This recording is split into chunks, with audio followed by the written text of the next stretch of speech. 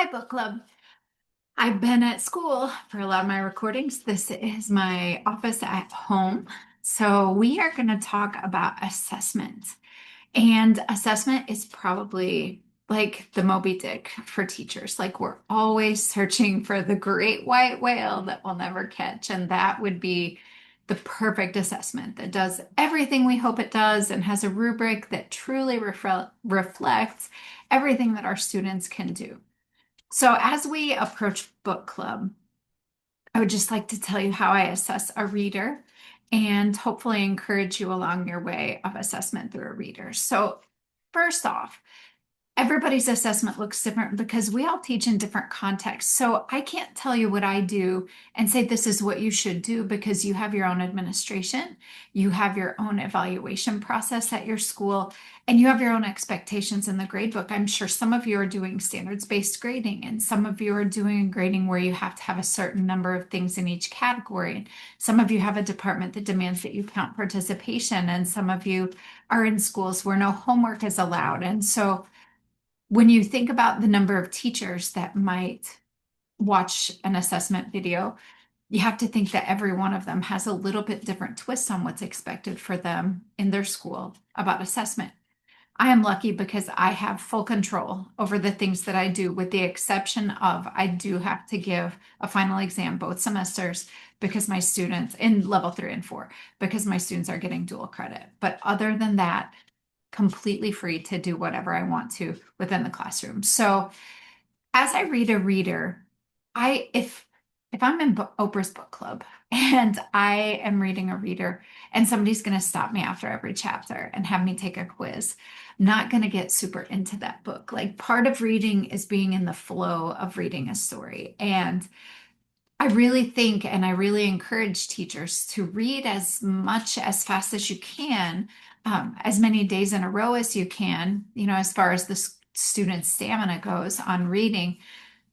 In my classroom, we don't read on Thursdays. On Thursdays in level 3 and 4 and 2, we watch a show called El Internado Laguna Negra. That's just like our pause. We always do that. We watch, we pause, we discuss what's happening in the show because it's in Spanish with Spanish subtitles. So it requires not a movie talk exactly, but definitely some discussion as we watch along. So you can hear my dogs, I'm sure, clacking around. Stop.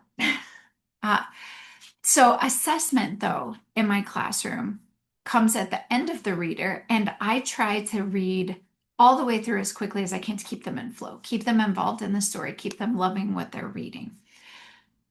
I would say if you have to have a grade in the grade book for every day, when I'm reading a reader, we do a chapter and then we do a follow-up. Usually that's gamified because if I give them a worksheet, I don't get the opportunity to add any more input into that. They just read the questions on the worksheet, they answer it.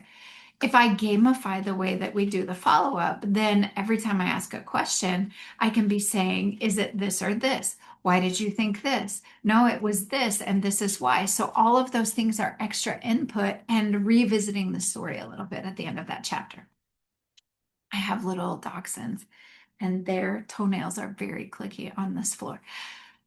So I don't do that, but we did try to include a lot of, if the game allowed, if the game had questions, we tried to allow for teachers to have a worksheet that you could give to get kind of a formative assessment grade. I would encourage you during a reading, if you have to assess, or if you have to give a homework, or if you have to give some kind of a written follow-up, make it a formative grade. It's really a formative assessment is to help drive us toward is this book the right thing for my students at the place that they are right now? Is this book, easy for them to understand, or are they struggling to understand? If they're struggling to understand, then it may not be the right choice of reader at the right time for them. And so formative assessments let us see that pretty quickly.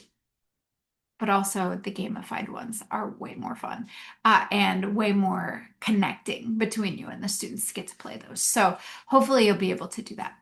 If you look at it, it is a 2-week window overall. So even if you don't assess anything until the very end, we did include an assessment, and so hopefully that will be sufficient. At the end, you have choices. We gave you a traditional assessment. If you're in a traditional department that's using textbooks and that's geared toward, identify these words and identify these verb forms, then our traditional assessment is probably going to be the best choice for you. And if you are a teacher within a department that's very traditional, that's kind of trying out a reader for the first time, sometimes it can be a great bridge into more comprehension-based assessments to start out with a reader and something that's very familiar and a topic students can really talk about, and then move on to trying to, change up the types of assessments that you do. We also included more of a comprehension based assessment. So they're going to be doing the four skills: listening, reading, writing, speaking. The world is built on story. As humans, we learn through stories that our family tells us. We learn through fairy tales, and we learn through our parents reading books to us. And we read fiction and we read nonfiction and we read classroom textbooks. Like, we have acquired the knowledge that we have through story. And so it is a natural thing to expect that students would also acquire language through story, because narrative drives what we do. When someone says, "How are you?" you say, "I'm fine," or "I'm not doing very well because," and then you start a narrative. So teaching our students to narrate, teaching them to retell stories and then to tell their own stories is a powerful way to build their proficiency level up. The cool thing about a reader is then you have lots of days. Inside this text, there's a story that they're going to connect with, not just over 1 or 2 or 3 days. There's 7 chapters in the book. You've got some review time, some retell time. So, really, 8 or 9 days of just really connecting with the meat and the material of this story gives them a ton to be able to say back to you. So when you think about what students can say at the end of a shorter unit versus what they can say at the end of a longer unit, it's a big deal.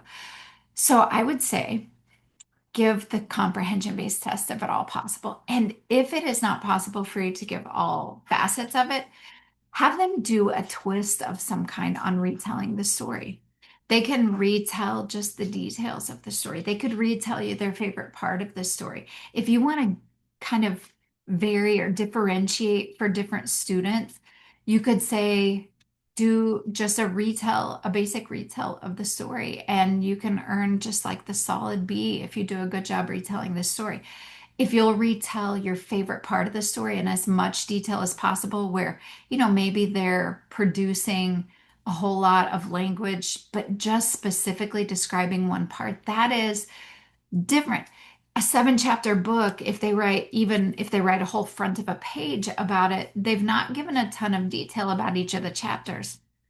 If they write a front of a page about one part of the story, now they've given a whole lot of detail about one thing. And so that is a more advanced skill to be able to describe in detail and to pick out, ways to maybe interject their own opinion or their own thoughts. Compare and contrast this story with another story that you know. Or tell me about who your favorite character was and why. Now they have to support, like give an opinion and then support and defend the opinion that they've given you. So there are a lot of different ways to approach assessment. Actually, with that idea of differentiation, if you have struggling students who really struggle to put series of simple sentences together, tell them that they can do a bulleted list of 12 sentences. It's going to be the B minus or C plus, depending on how well they do it. But that gives everybody a little ledge to cling on to. Oh, I can easily make sentences about it. I feel so scared that I can't retell a story, but I could make sentences. The next time, I like to use an easy feedback rubric. I have them in my store on TPT for free. They're called the Easy Feedback Rubric Pack at Somewhere to Share on TPT. I love these things because I give them a goal. In level one, we're shooting to have every unit be novice high at the end. A lot of kids get beyond novice high when they have, not at the start of a unit, but if they've read a whole story, they can easily put together sentences into paragraph form. So that would be, performing at kind of an intermediate low level. So I like giving them that novice high goal. And then if they choose to write the simple sentences in bulleted form, that's kind of a novice mid thing, to not string them together very much. Um, Unless their sentences are really beautiful, novice highs can do simple sentences. So maybe those novice highs, maybe they met the goal with those sentences if they're detailed and nice. And then intermediate low if they put them together in paragraphs. With the easy feedback rubric, the center gives the kind of actful proficiency descriptor benchmarks at novice high. And I have the space in not intermediate low to write, hey, you wrote bulleted sentences, but they were really well done. You did great detail. You had vocabulary from the story. You added but or and or then, and you could have put these easily into a paragraph. So next time, let's try that. Or on the other hand, I could praise them in that intermediate low category and say, you put these all together in a paragraph. They look so great. Next time, I would just love to see you add a couple of transition words. So it gives me a little place. So the easy feedback rubric, I should have described this to you before. The easy feedback rubric has three columns. The center column has their goal and it has the proficiency descriptors directly from the ACTFL ones. On the let's see, on my rubric, on the right-hand side of the target, there's a place for me to write if they did above what they were asked to do. And then on the left-hand side, there's a place for me to write if they were a little below. So I can write them notes. This kind of feedback is so much more valuable than just saying all of the things they did wrong. If we start correcting every single mistake that they make, we are giving up our evenings. We've talked about this in earlier videos here. We are teachers. We don't have enough time to give up our evenings grading every single mistake because they go, oh, and throw it in the recycling bin. So we want to cut our grading time down, but also offer feedback in a way that's going to yield student generated repair on the next production. So we want to give them a helpful feedback. Hey, I noticed that you said Shirley's mom, Shirley's mama, a bunch of times. Remember, we don't use apostrophe S in Spanish. It's la mamá de Shirley.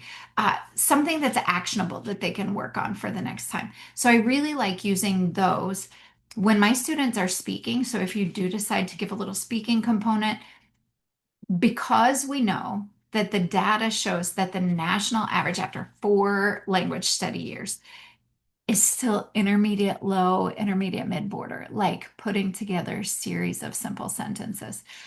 It's very low. Like production and especially spoken production comes last.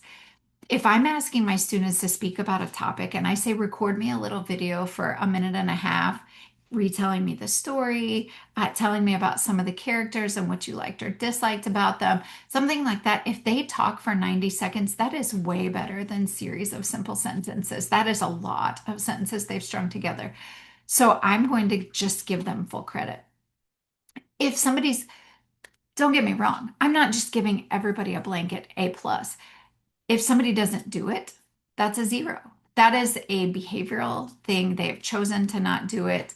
Um, I have had students who had IEPs and students who didn't, who were selective mute, that didn't talk, like never spoke a word inside the classroom. And so sometimes they would not turn these in. So sometimes it's not behavioral, sometimes it's situational.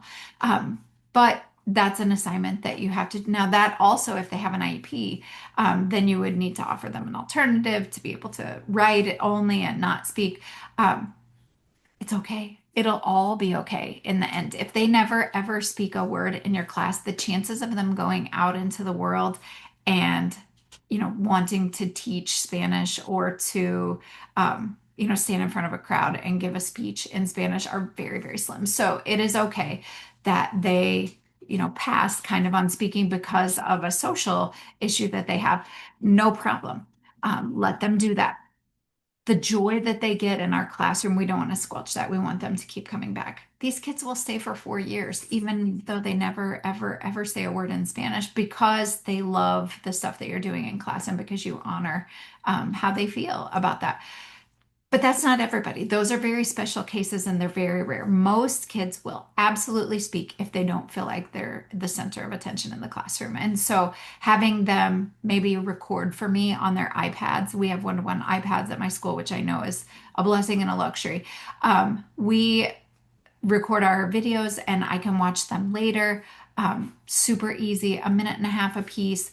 I'm going to be doing this just with my level twos, and I only have 26 level twos next semester. So it'll be, maybe an hour of grading those for me because, like I said, I'm not grading for errors. They're going to make mistakes. These level twos are glorified novice highs. They're intermediate lows who are just making, simple series of sentences. But if you look really closely at the ACTFL descriptors, native speakers who are accustomed to language learners often have to ask for clarification or repetition. So they are not going to be perfect, and that's okay. That's developmentally the mess that they are as intermediates, and we just love them in the intermediate mess. And by level four, it all starts to come out all right. So don't stress. That's my biggest takeaway. Don't stress about the evaluation. Do what you have to do. If your department wants you to break down some kind of a grammar point from El Espíritu de Xólotl, that is fine. There's tons of present tense in here. We've exposed them to some past tense in here. If you're reading this because you only teach upper levels and you're going for an easy read with some higher level discussion topics, awesome. There's even things like subjunctive and command forms that you could harvest out of here and make them kind of your grammar focus if you need that. What you just need to remember is that assessment is going to depend on your context. And so you're welcome to take what we have provided for you. You're welcome to make your own. We would encourage you to, if you are on Facebook and you are in the El Espíritu de Xólotl Facebook collab group, we would love to have you in there and we would love to talk to you about ideas that we have together. Sometimes when you're in a particular situation that you're not quite sure what you should do, a group of teachers who, you might be able to find somebody that's been in a similar situation. So we would love to help. It was great to talk to you again. I hope that this video didn't turn out too long. I figure I always, when I get talking about assessment, I get really excited because that's like my number one favorite thing to talk about. So I will see you in the Xoli Book Club, and it was great to meet you.